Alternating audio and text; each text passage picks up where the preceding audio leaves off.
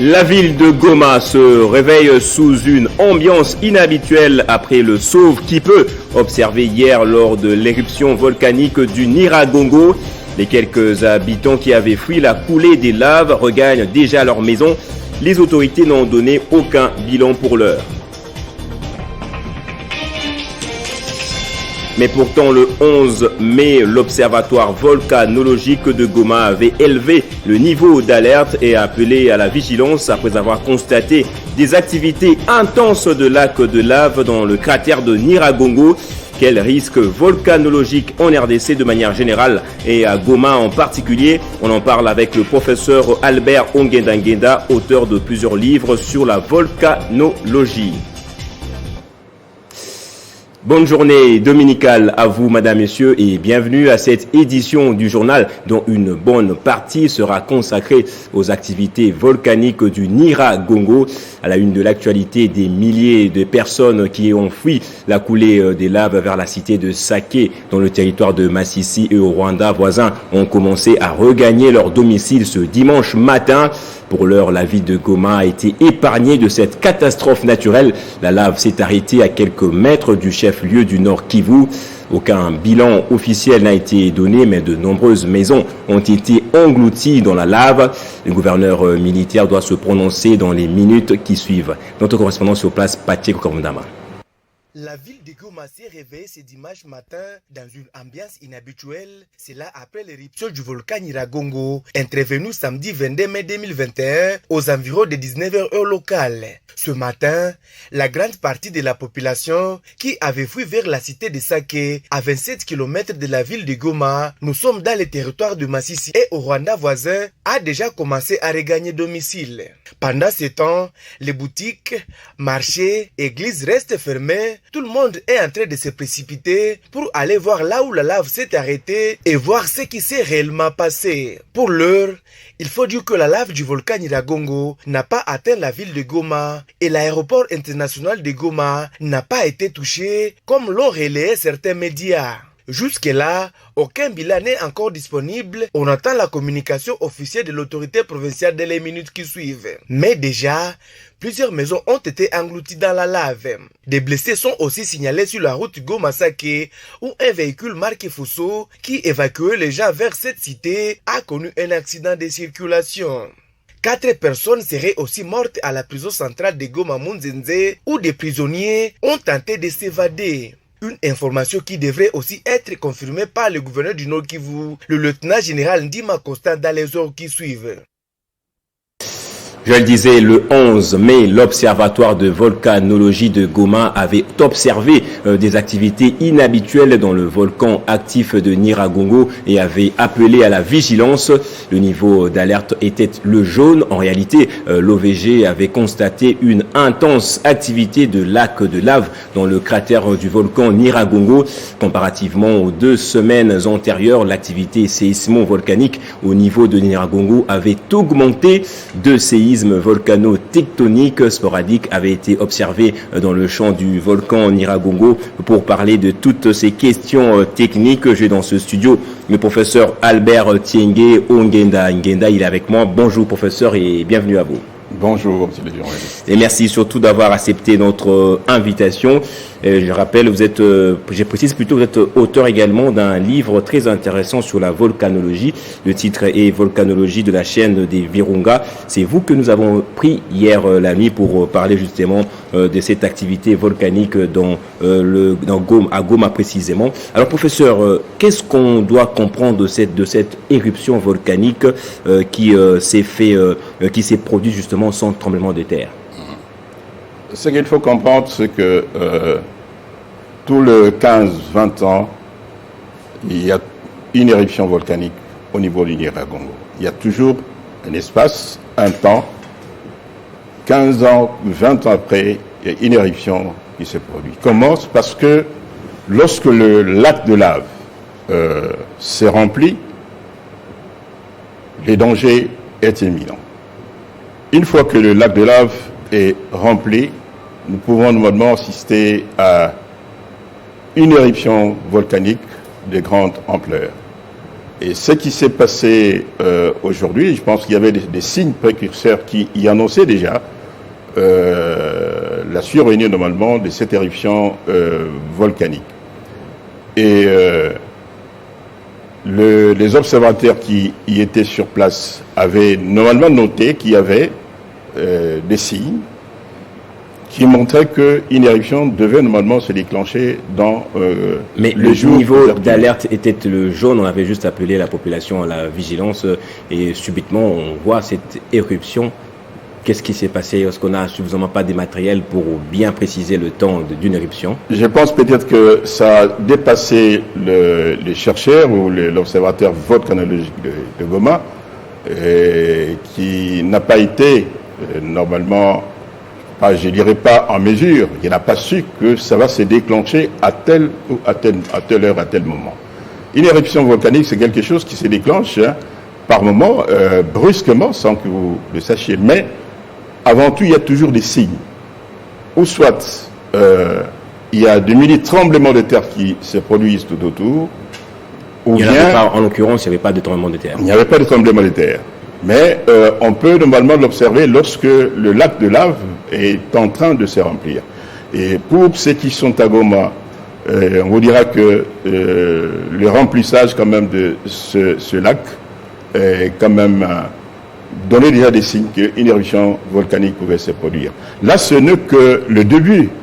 On ne sait pas dans les semaines qui viennent qu'est-ce qui va se produire. Le pire pourrait arriver. Est-ce qu'on peut s'attendre à une autre éruption volcanique? Ça dépend normalement de la quantité de lave contenue dans le cratère. Vous avez les cratères principaux comme une marmite. Et lorsque la lave est en train de monter, de se remplir, on peut le voir. Donc, lorsqu'on est sur place, on voit bien comment normalement la montée normalement se fait. Et en ce moment-là, tout spécialiste, tout volcanologue peut normalement lancer déjà un cri d'alarme pour dire que faisons attention, une éruption va pouvoir maintenant se déclencher. En 2002, c'était comme ça. Une éruption s'est déclenchée. Bon, ça a pris les gens de court. Bon, il y a eu des dégâts quand même assez considérables. Oui, on parle de 20% de la ville des Goma qui a été engloutie et également près de 250 personnes tuées par des laves. Voilà. Bon, espérons que ça va s'arrêter là, mais ça m'étonnerait.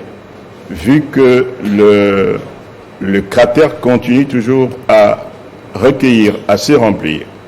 Et lorsque quelque part où il y a une faille qui va vraiment céder, c'est la lave qui va pouvoir se déverser. Ça dépend de quel côté la lave pour pouvoir maintenant se déverser. Alors, vous avez écrit cet ouvrage paru aux éditions L'Harmattan plutôt, la volcanologie dans la chaîne des Virunga. La chaîne des Virunga dans les montagnes, nous sommes là à l'est de la RDC, dans le rift africain. Est-ce que la ville de Goma est mal positionnée? Est-ce que, puisque de plus en plus il y a du monde qui veut bien se rendre à Goma, y habiter, y mettre leur résidence, est-ce que là, par rapport aux volcans qui sont actifs, doit-on évacuer toute la ville? Le danger, ce n'est pas seulement le volcan Nyiragongo ou Nyamulagira. Nyamulagira signifie celui qui commande. Nyamulagira se met beaucoup plus en éruption par rapport au Nyiragongo. Mais le Nyiragongo tient sa célébrité de par sa proximité à la ville de Goma et le fait que son lac, normalement, de lave, est à ciel ouvert. On peut l'observer. Ce qui n'est pas le cas pour tous les volcans de la chaîne des Virunga. Parce que lorsque vous regardez bien la configuration de la chaîne des Virunga, vous avez 8 grands volcans. Dans la partie, je dirais, partie orientale, vous avez les Sabignons, vous avez les Gaïnga et vous avez les Mouavoa. Dans la partie centrale, vous avez les Karisimbi, les Visoké et les Mikeno. Et dans la partie occidentale, vous avez les Nyiragongo et les Nyamulagira. Mais les Nyamulagira, c'est les volcans qui entrent beaucoup plus en éruption. Mais c'est plutôt les Nyiragongo qui prend un peu la vedette, parce que le Nyiragongo est juste à côté de la ville de Goma. Mais je voudrais aussi ajouter une chose. Oui. Bien sûr, nous parlons des éruptions volcaniques. Mais les dangers pour cette partie de la République démocratique du Congo, c'est plutôt les gaz contenus dans le lac Kivu. Les gaz méthane et les dioxydes de carbone. Les dioxydes de carbone a un volume aujourd'hui d'environ 300 km3. Et le gaz méthane tourne autour des 60 mètres cubes. Une fois que le jour où ces gaz vont pouvoir vont diffuser et larguer à travers la ville de Goma, on ne peut pas compter en termes de centaines ou des milliers de morts. Ça sera en termes de millions de morts. Et moi, je lance un appel. Oui. Je lance un appel aux autorités pour qu'il y ait vraiment création d'une autorité de régulation, je dirais du lac Kivu, pour surveiller normalement la quantité de gaz contenus dans ce lac. Parce que au Cameroun, il y avait eu une catastrophe, le lac Nyos. Or, le lac Nyos, qui avait fait 1800 morts quand il y a eu diffusion de ces gaz, est plus petit, 300 plus petit que le lac Kivu. Imaginez maintenant le lac Kivu avec ce volume-là de 300 km3 de dioxyde de carbone et 60 mètres cubes donc de gaz méthane qui diffuse. Merci, professeur Albert Tiengue Onguenda. Je rappelle, vous êtes géologue, volcanologue et magmatologue. Merci beaucoup, c'est moi qui vous remercie. Et dans l'actualité également, lutte contre le blanchiment des capitaux. Le vice-ministre des Finances, Onej Nsele, a échangé avec le GABAC. La lutte contre le blanchiment des capitaux et le terrorisme fait désormais partie des priorités en RDC. À travers une réunion présidée ce vendredi par la vice-ministre des Finances, en présence d'une délégation du groupe d'action contre le blanchiment d'argent en Afrique centrale, un compromis a été trouvé en vue de peaufiner des stratégies efficaces devant permettre à la RDC d'atteindre les objectifs en cette matière. Encore M. Gervais Mbata, secrétaire permanent du GABAC, il a été décidé que la RDC puisse urgemment mettre en place un comité interministériel dont l'objectif primordial sera de rédiger un plan d'action. In fine, le rapport qui sera produit en prévision d'une grande rencontre qui aura lieu au mois d'octobre prochain fera l'objet d'un jaugeage avant son adoption sous la houlette des institutions de Bretton Woods. Pour plus d'efficience dans l'exécution des tâches concourant à l'évaluation des risques et à la production d'un rapport pour la RDC, il est impérieux que les acteurs bénéficient d'une session de construction et de renforcement des capacités qui leur permettra de maîtriser tous les outils nécessaires dans le cadre de ce combat difficile, selon le secrétaire permanent du GABAC. Notre mission, c'est la lutte contre le blanchiment et le financement du terrorisme. En 2018, une équipe était venue en RDC. On a fait la photographie, ce qu'on nous appelle dans notre jargon une évaluation mutuelle, la photographie des efforts fournis par le gouvernement en matière de lutte contre le blanchiment et le financement du terrorisme. On a produit un rapport dans lequel on a fait ressortir les faiblesses constatées, les efforts à fournir, et c'est ce travail, ce rapport que nous sommes venus remettre aux autorités de la RDC. Et c'est l'objet de notre visite aujourd'hui au niveau du ministère des Finances. En guise de rappel, la RDC est devenue membre du GABAC en 2017 et dispose déjà d'un cadre juridique et institutionnel qui requiert une évaluation rigoureuse afin de rattraper les autres États membres de la communauté économique et monétaire de l'Afrique centrale, à savoir le Cameroun, la République du Congo, le Gabon, la République centrafricaine, la Guinée équatoriale et le Tchad. 20 mai 2019, 20 mai 2021, 2 ans déjà depuis que le gouverneur Jacques Kiaboula Katoé a pris officiellement ses fonctions à la tête du Haut-Katanga. À cette occasion, l'autorité provinciale a conduit les chefs des confessions religieuses de la province en visite de chantier à travers la ville de Lubumbashi. Question de rendre compte de la gestion de la chose publique.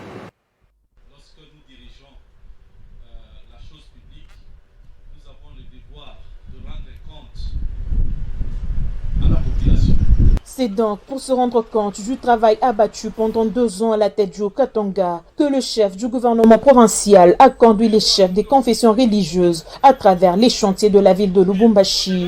Tout a commencé par l'avenue Kassavubu, longue de 2,6 km, réhabilitée et modernisée de bout en bout. La chaussée est passée de 9 à 14 mètres 2 voies x 2 avec séparateurs, éclairage public et passage piéton. Le même standard est dupliqué sur le boulevard Kamanyola, dont les travaux se concentrent actuellement sur le tronçon Sando à Kambové, où la première conclue de base est déjà posée. Jacques Kabula Katwe conduira par la suite les leaders religieux tour à tour sur l'avenue Sendoué, où les travaux de bétonnage sont encore au niveau du rail. Sur la chaussée de Kasenga, où la modernisation du tunnel jusqu'à la route Kilobe-Lobe est terminée et le tronçon ouvert à la circulation. De l'arrêt Moukala à la Roachi, les travaux sont en cours d'exécution. L'avenue Lumumba rénovée a constitué le point de chute de cette visite des chantiers. Le gouverneur a offert une occasion aux serviteurs de Dieu d'apprécier le travail déjà réalisé par son gouvernement. Ce qu'il est en train de faire. Grâce à ce devoir de recevabilité du gouverneur Jacques Kabula Katwe, l'église okatangaise a pu se rendre compte par cette visite de la gestion orthodoxe de la chose publique. Le Haut-Katanga se transforme selon la vision du chef de l'État, Félix Antoine Tshisekedi Tshilombo. Et au cours de cette série de visites, le gouverneur a fait voir à ses hôtes les résultats de la politique agricole mise en place par son gouvernement. Il leur a fait visiter un des dépôts et stocker une partie des rendus par les bénéficiaires de la subvention de son gouvernement.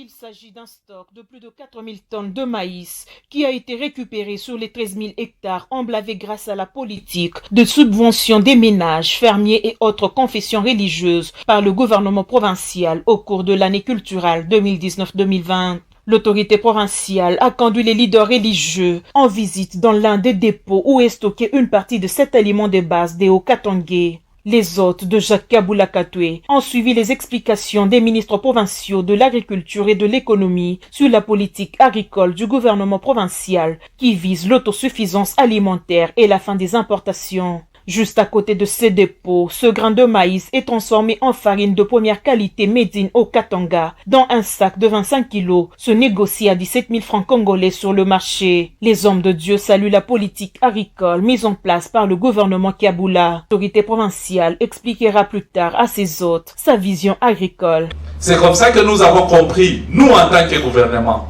que non, le problème, il faut créer des centres de production localement. Commençons d'abord par la farine. Pourquoi la farine, ça doit venir de l'étranger? Nous avons le même sol, nous avons Vula, il y a plus que même en Zambie ou en Afrique du Sud, et donc nous pouvons cultiver. Et cette année, on n'a pas connu une période Yambaya, comme on dit, période de soudure, la crise qu'on a toujours connue, ça fait plus de 20 ans que tout la connaître et les maïfés. Mais cette année, on n'a pas connu ça. Le gouvernement provincial ouvrira bientôt des points de vente de la farine made in Haut-Katanga à travers la province. Et en sport, pour terminer, après la démission du président du comité de direction du Daring Club Motema Pembe, Vidi Chimanga, le conseil d'administration a fait appel à des nouvelles candidatures à pourvoir à ce poste. Hier, Patrice Makali et Aïe Indambito ont déposé leur candidature respectivement au poste de président du comité de direction et de la section football. C'était en présence de quelques supporters du club. Les MP veulent repartir sur des nouvelles bases afin de retrouver l'Afrique la saison prochaine et faire un bon championnat. Nous y reviendrons. Fin de ce journal, place au rappel des titres à présent. La ville de Goma se réveille sous une ambiance inhabituelle après le sauve qui peut observé lors de l'éruption volcanique du Nyiragongo. Les quelques habitants qui avaient fui la coulée des laves regagnent déjà leur maison. Les autorités n'ont donné aucun bilan pour l'heure. Mais pourtant, le 11 mai, l'Observatoire volcanologique de Goma avait élevé le niveau d'alerte et a appelé à la vigilance après avoir constaté des activités intenses inhabituelles. Quel risque volcanologique en RDC? On en a parlé avec le professeur Albert Ongenda Ngenda. C'est par ici que ce journal prend fin. Merci de votre fidélité. Focus, c'est à suivre tout à l'heure avec Jean-Marie Kassomba. Les nombres des partis politiques ne cessent de croître, mais le civisme, la tolérance et les valeurs démocratiques ne connaissent toujours pas d'essor. Ce sujet est à suivre tout à l'heure.